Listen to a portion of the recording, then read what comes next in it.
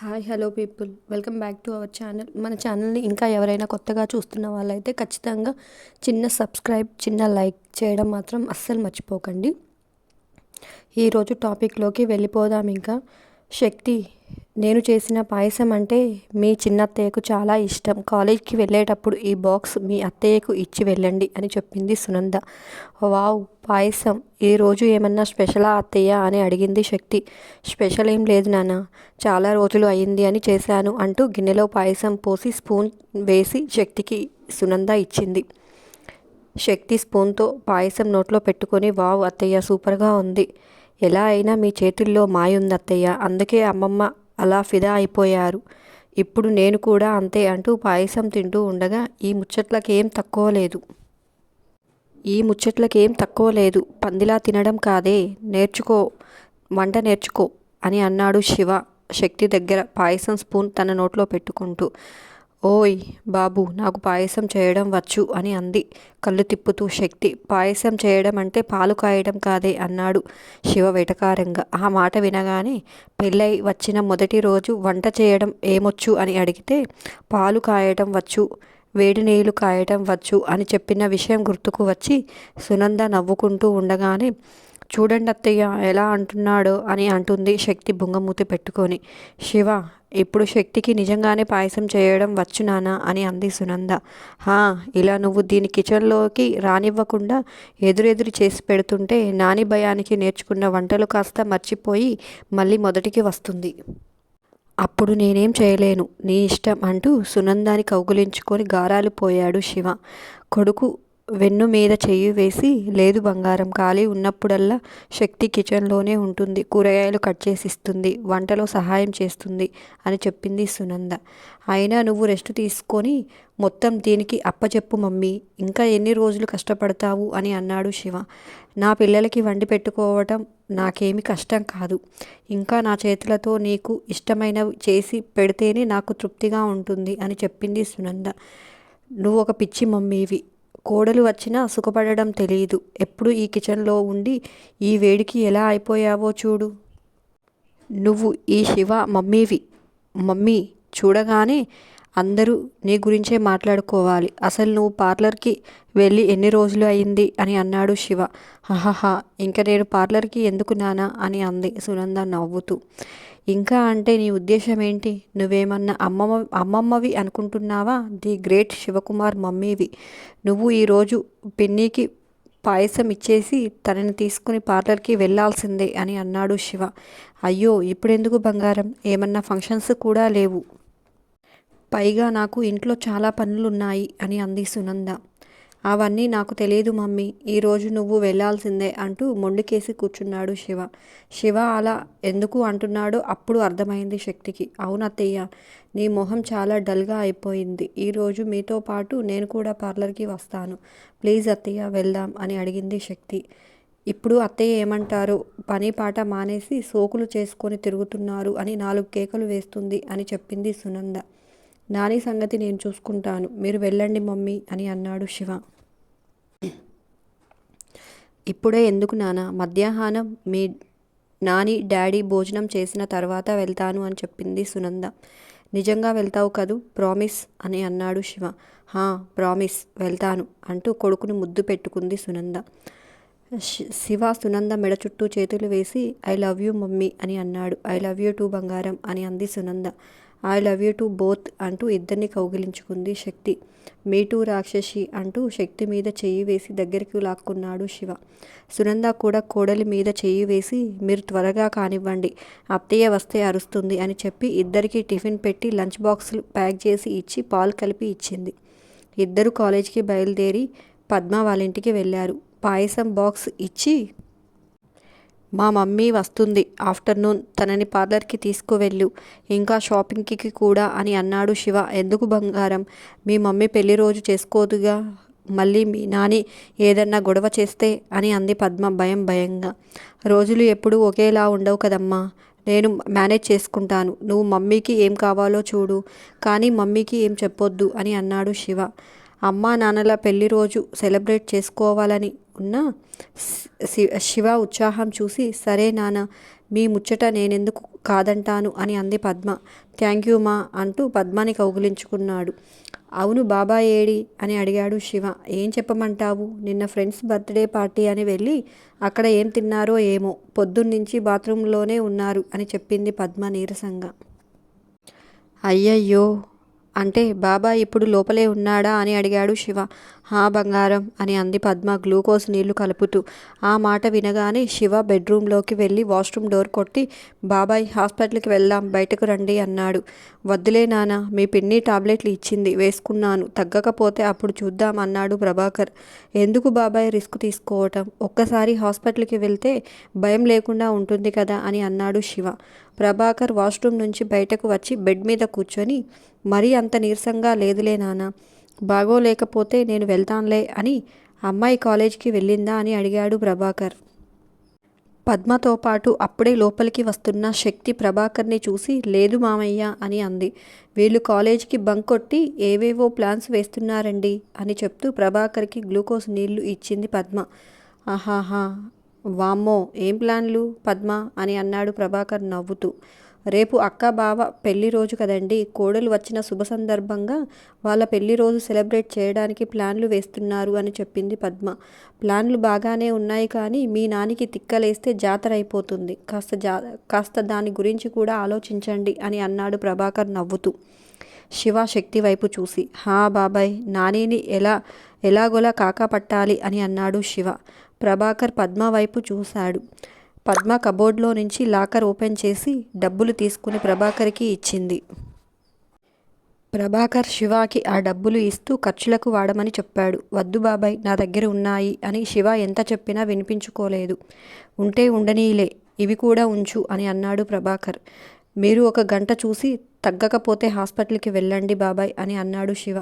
సరే నానా అని. అయితే ఈరోజు నువ్వు ఇంకా కాలేజీకి ఏం వెళ్తావు అని అడిగాడు ప్రభాకర్. వెళ్ళడం లేదుగా అని అన్నాడు శివ ప్రభాకర్ వైపు చూసి కన్నుకొట్టి. సరే సరే, ఏర్పాట్లు చూడు, ఏమన్నా అవసరమైతే నాకు ఫోన్ చేయి అన్నాడు ప్రభాకర్. అలాగే బాబాయ్ అంటూ శక్తి వైపు చూసి, నువ్వు కాలేజీకి వెళ్ళు, మమ్మీ వచ్చేసరికి అదిగో ఇదిగో అని 2 అవుతుంది. నేను ఆఫ్టర్నూన్ కాలేజీకి వచ్చి తీసుకువస్తాను అని అన్నాడు శివ. సరే అని అంది శక్తి. శివ శక్తిని కాలేజీలో దింపి బయలుదేరబోతూ ఉండగా శక్తి ఏం మాట్లాడకుండా నిలబడింది. శక్తి మౌనంగా ఉండేసరికి బైక్ స్టార్ట్ చేసి బయలుదేరబోయిన వాడల్లా ఆగి, ఏంటి, ఏమన్నా కావాలా అని అడిగాడు శివ. అవును అన్నట్లు తల ఊపింది శక్తి. ఏం కావాలి అని అడిగాడు శివ. నువ్వు ఏం చేస్తున్నావో చెప్పు ప్లీజ్ శివ అని అడిగింది శక్తి. ఏం చేయను, సింపుల్గా రాధాకి ఫోన్ చేస్తాను, తర్వాత వరుణ్కి వేణుకి ఫోన్ చేసి పిలిపిస్తాను అంతే అన్నాడు. అంతేనా అని అడిగింది శక్తి నవ్వుతూ. శివ బైక్ మీద నుంచి ముందుకు సాగి, ఇంకా ఏమన్నా కావాలా అని అడిగాడు శక్తి కళ్ళల్లోకి చూస్తూ. శక్తి ఏం మాట్లాడకుండా శివ వైపే అలాగే చూసింది. ఓయ్, ఇప్పుడే తాతయ్య అమ్మమ్మల్ని మామయ్యల్ని అత్తయ్యలని తీసుకురా అని అడగకు, నా వల్ల కాదు, నెక్స్ట్ పెళ్లి రోజు వరకు వెయిట్ చేయాల్సిందే, తప్పదు అని అన్నాడు శివ. అబ్బో, నేను అలా ఏం అడగనులే శివ అని అంది శక్తి. థ్యాంక్ గాడ్ బతికించావు, మరి ఇంకేం కావాలే అని అడిగాడు శివ. మనుషులు కావాలి, సెలబ్రేట్ చేసుకోవాలి అంటే మన సంతోషం పంచుకోవటానికి అయిన వాళ్ళు బంధువులు ఉండాలి కదా శివ అని అడిగింది శక్తి. రాక్షసి, ఇది వర్షాకాలం, ఎప్పుడు వర్షం వస్తుందో తెలీదు, మనం ఇంట్లోనే సెలబ్రేట్ చేసుకోవాలి అనుకుంటున్నాం, ఫంక్షన్ హాల్లో కాదు కదా, అందరినీ పిలిచి సడన్గా వర్షం స్టార్ట్ అయితే ఏం చేస్తావు, అసలే నా మూడ్ సరిగ్గా ఉండదు, నెక్స్ట్ డే ఏంటో నీకు తెలుసు కదా, ఏదో నువ్వు కోరుకున్నావని సరే అన్నాను కానీ ఎల్లుండి అమ్మమ్మ వాళ్ళ ఇంట్లో పరిస్థితి తలుచుకుంటే నాకు ఏదోలా ఉంది అన్నాడు శివ. శివ భుజం మీద చెయ్యి వేసి, నిజమే శివ, ఐఎమ్ సో సారీ, నేను కొంచెం సెల్ఫిష్ని అయ్యాను, నా సంతోషంలో పక్క వాళ్ళ బాధని మర్చిపోయాను అని చెప్పింది శక్తి. శివ శక్తి చెయ్యి తన చేతిలోకి తీసుకొని, నిన్నటి వరకు నేను అలాగే ఆలోచించేవాడిని, నిన్న రజనీ పిన్ని ఫోటో చూసిన దగ్గర నుంచి నాకు చాలా బాధగా ఉంది అని అన్నాడు. బాధపడకు శివ, రేపు పెద్ద తాతయ్య నానమ్మ వస్తారు అనుకుంటా, ఎల్లుండి అత్తయ్య 23వ సంవత్సరికం జరిపించాలిగా అని అంది శక్తి బాధగా. శివ ఏం మాట్లాడకుండా గంభీరంగా ఉన్నాడు. శక్తి గట్టిగా ఊపిరి పీల్చుకొని వదిలి, ఇట్స్ ఓకే శివ, ఇందులో నీ పొరపాటు ఏమీ లేదు, నువ్వు ఫీల్ అవ్వకు. నువ్వు అలా ఉంటే నాకు భయమేస్తుంది అని అంది. శక్తి వైపు చూసి చిన్నగా నవ్వి, భయం ఎందుకే రాక్షసి, నువ్వు ఏం మనసులో పెట్టుకోకు.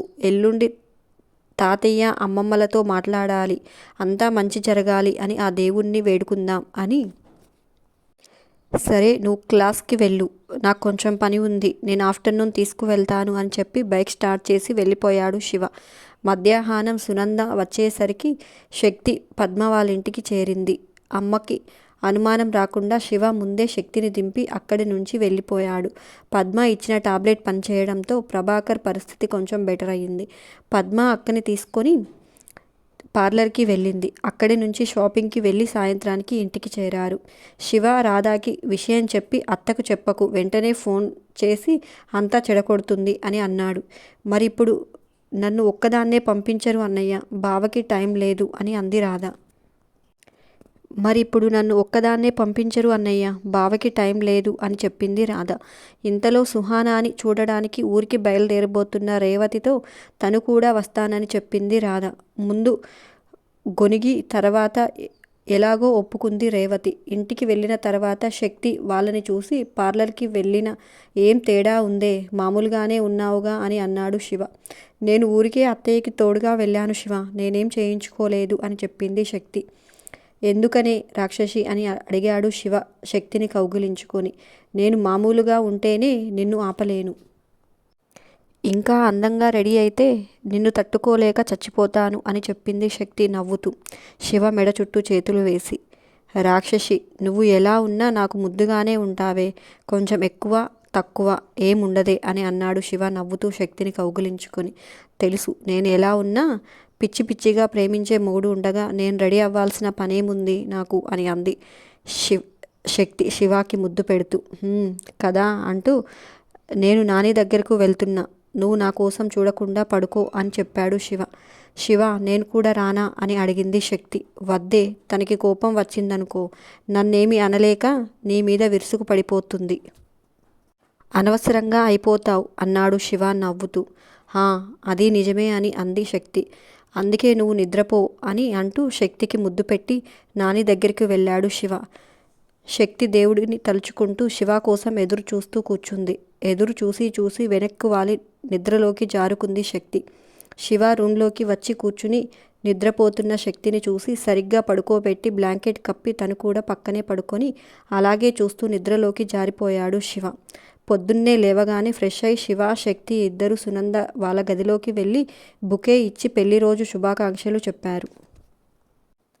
ఇదంతా చూస్తున్న సునందాకి కొత్తగాను భయంగానూ ఉంది. శివ, ఏంటి ఇదంతా అని అడిగింది. సునంద భయంగా, మమ్మీ నువ్వు టెన్షన్ పడకు, హ్యాపీగా ఉండు. ఈరోజు నువ్వు కిచెన్లోకి వెళ్తాను అంటే నేను ఊరుకోను. డాడీ నువ్వు కలిసి గుడికి వెళ్ళండి అని శివ అంటూ ఉండగానే శక్తి కబోర్డ్లో నుంచి చీర తీసి సునందకు ఇచ్చింది. శివ వాళ్ళ డాడీకి పట్టుబట్టలు తీసి ఇచ్చి, మమ్మీని బయటకు తీసుకువెళ్ళండి డాడీ ప్లీజ్ అని అన్నాడు. నేను పొలం వెళ్ళాలి శివ, అయినా నీకు తెలుసు కదా మేము పెళ్లి రోజు చేసుకోము అని అన్నాడు రామకృష్ణ. ఆ పని రేపు చూసుకోవచ్చులే డాడీ, ఇప్పుడు చేసుకోకపోతే ఏమైంది, ఇప్పుడు చేసుకోండి అంటూ రామకృష్ణని ఊపిరాడనివ్వకుండా చేసి ఇద్దరిని బయటకు పంపించారు శివ శక్తి. కిచెన్లోకి దూరి ఏవేవో ప్రయోగాలు చేసి నానా బీభత్సం చేశారు. టిఫిన్ చేయడానికి కూర్చున్న శకుంతల బయట నుంచి వీళ్ళ ఎక్స్పెరిమెంట్లు గమనిస్తూ, ఈరోజు మా మొహాన ముద్ద పడేసేది ఏమైనా ఉందా, పస్తులేనా అని అరిచింది గట్టిగా. వస్తున్నానమ్మమ్మ, టిఫిన్ రెడీ అయిపోయింది అంటూ అన్ని డైనింగ్ టేబుల్ దగ్గరకు తీసుకువచ్చింది. అమ్మమ్మ ముందు ఇది తినండి. అత్తయ్య అంత బాగా చేయలేనని తెలుసు, కానీ ఈరోజు స్వీట్ చేయాలనిపించింది అంటూ పాయసం గిన్నె శకుంతల ముందు శక్తి పెట్టింది. అది నోట్లో పెట్టుకొని, పర్వాలేదు బాగుంది, అది సర్లే కానీ ఆ వంటగది అంతా అట్లా చేసావేంటి, మీ అత్తయ్య నెత్తి నోరు కొట్టుకుంటుంది, ముందు అదంతా శుభ్రం చెయ్యి అని అరిచింది శకుంతల. సరే అమ్మమ్మ, ఇప్పుడే క్లీన్ చేసేస్తాను అని అంది శక్తి. అంతలో డైనింగ్ టేబుల్ మీద పెట్టిన శక్తి ఫోన్ రింగ్ అయింది. వసుంధర పిన్ని అని ఫీడ్ చేసుకోవటంతో స్క్రీన్ మీద పేరు చూపిస్తుంది. అది చూడగానే శక్తికి ఒళ్ళంతా చల్లబడిపోయింది. గుడ్లు తేలేసి శివ ఎక్కడున్నాడా అని చూసింది. ఫోన్ వస్తుంటే తీయకుండా అలా పిచ్చి చూపులు చూస్తావేంటే అని అంది శకుంతల గట్టిగా. అమ్మమ్మ అరవగానే ఫోన్ తీసుకుని కట్ చేసింది శక్తి. హా, నా ఫోన్ కట్ చేసిందేంటి అంటూ మళ్ళీ ఫోన్ చేసింది వసుధార. ఫోన్ లిఫ్ట్ చేయకుండా కట్ చేసావేంటే అని అడిగింది శకుంతల. అంత ఇంపార్టెంట్ కాల్ కాదులే అమ్మమ్మ, మా పిన్ని తనకి టైం పాస్ కానప్పుడల్లా ఇలా ఫోన్ చేసి నా మైండ్ తింటుంది అని చెప్పింది శక్తి టెన్షన్గా. ఇంతలో మళ్ళీ ఫోన్ రింగ్ అవ్వడం మొదలుపెట్టింది. శక్తి అమ్మమ్మ వైపు చూసి గుటకలు మింగటం మొదలుపెట్టింది. అప్పుడే అక్కడికి వచ్చిన గిరిజ, అరే ఏంటి కోడలి పిల్ల, ఫోన్ చేతిలో పెట్టుకొని సోద్యం చూస్తున్నావు అని అడిగింది. ఎవరో నీలాంటిదే అంట, పని పాట వదిలేసి గంటలు ఫోన్ వదలకుండా సొల్లు వాగుడు వాగుతుందంట అని అంది శకుంతల కోడలి వైపు చూసి. ఆ మాట వినగానే గిరిజ మొహం వాడిపోయింది. అంతేనండి ఈ రోజుటికి వీడియో. ఎలా ఉందో కామెంట్స్ రూపంగా తెలియజేయడం మాత్రం మర్చిపోకండి. దాంతోపాటు చిన్న లైక్ చేయడం కూడా మర్చిపోకండి. ఉంటాను. Bye bye.